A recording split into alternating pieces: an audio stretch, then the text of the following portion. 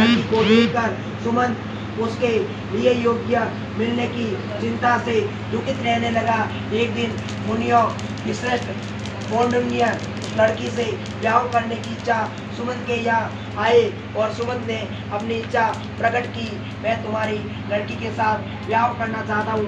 तब सुमंत बहुत प्रसन्न हुआ और उसने गृहसूत्र विधि अनुसार शुभ दिन शुभ नक्षत्र अपनी कन्या ब्याह कौंडिन्य मुनि के साथ कर दिया। स्त्रियों ने मंगल गान किए, ब्राह्मणों ने स्वस्तिक वाचन किया और पंडितों ने वीरावली बकानी।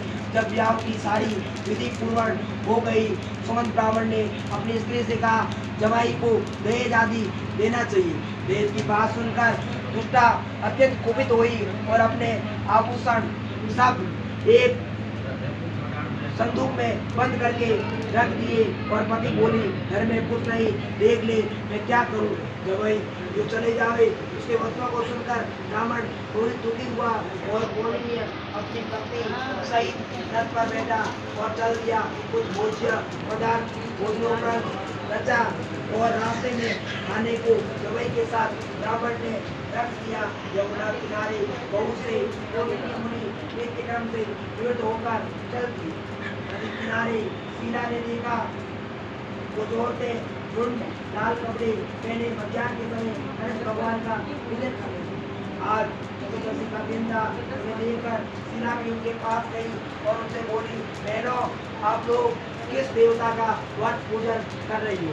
शीला के प्रसन्न उत्तर से औरतों बोली, बहन ये व्रत अनंत व्रत है और हम सभी अनंत भगवान का पूजन कर रही है। यह सुनकर फिर शीला ने कहा, मैं भी व्रत करना चाहती हूँ, इसलिए आप कृपा करके ये तो बताइए कि इस व्रत की विधि और व्रत किसी की पूजा की जाती है, क्या दान किया जाता है। यह सुनकर औरतों ने कहा, हे बहन, एक शेर शुद्ध अन्न का पकवान बनाकर आधा ब्राह्मण को दान दे, आधा स्वयं खाके शक्ति श्रद्धा पूर्वक दक्षिणा देवे। व्रत किसी नदी के तीर पर करना चाहिए।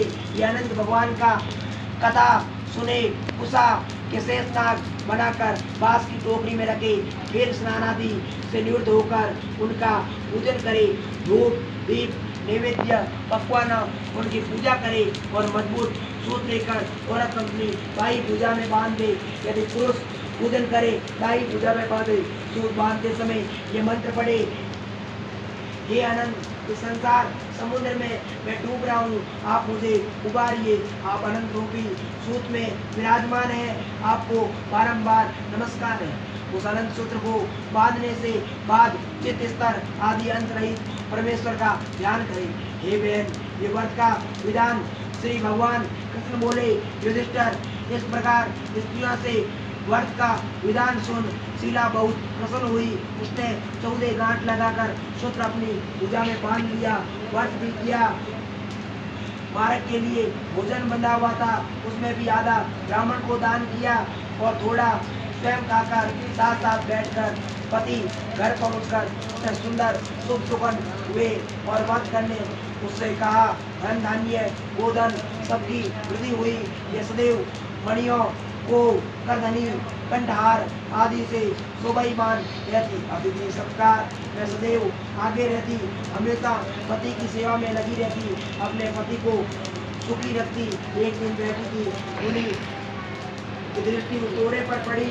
मुनि ने पूछा, ये शीला ये पीला मेरा तुमने किस लिए बांधा, ये किसके द्वारा तुम मुझे अपने वश में रखना चाहती हो, मुझे इसका सच कारण बताओ। शीला ने कहा, हे स्वामी, अनंत भगवान का सूत्र है, इसके द्वारा मनुष्य धन धान्य ऐश्वर्य आदि सर्व सुखों की प्राप्ति होती है। इसीलिए